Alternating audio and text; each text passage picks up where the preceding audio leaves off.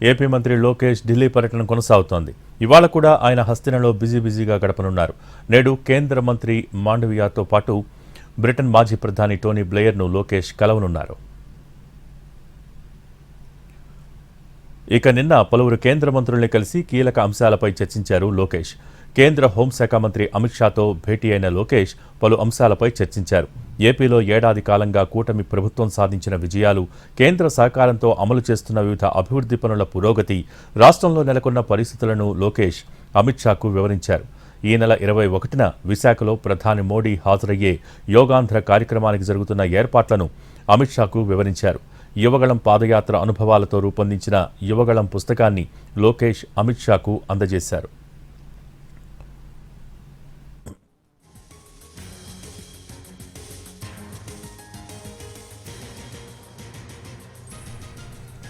మరో కేంద్ర మంత్రి ధర్మేంద్ర ప్రధాన్ను కలిసిన మంత్రి Lokesh AP model of education కోసం నిర్మాణాత్మక సంస్కరణల్ని అమలు చేస్తున్నామని వివరించారు.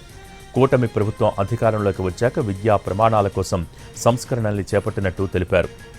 ఎడ్యుకేషన్ ఎకోసిస్టమ్ అభివృద్ధికి లెర్నింగ్ ఎక్సలెన్స్ ఇన్ ఆంధ్రప్రదేశ్ కార్యక్రమాన్ని అమలు చేస్తున్నట్టు వివరించారు.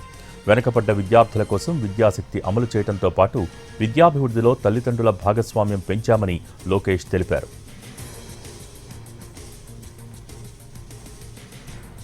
అటు కర్నూలులో హైకోర్టు బెంచ్ ఏర్పాటుకు సహకరించాలని కేంద్ర న్యాయశాఖ మంత్రి అర్జున్ రామ్ మేఘ్వాల్ను కోరారు లోకేష్.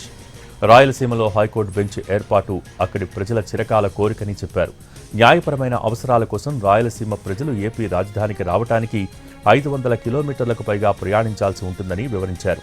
అంతేకాదు హస్తిన పర్యటనలో భాగంగా ఫుడ్ ప్రాసెసింగ్ ఇండస్ట్రీ మంత్రి చిరాగ్ పాస్వాన్ను కలిశారు మంత్రి లోకేష్. రాష్ట్రంలో ఫుడ్ ఇండస్ట్రీ అభివృద్ధికి సహకరించాలని కోరారు. మరోవైపు ఉపరాష్ట్రపతి ధన్ఖడ్ను కలిశారు మంత్రి లోకేష్. రాష్ట్ర అభివృద్ధికి చేపడుతున్న అంశాలను ఆయన దృష్టికి తీసుకొచ్చారు.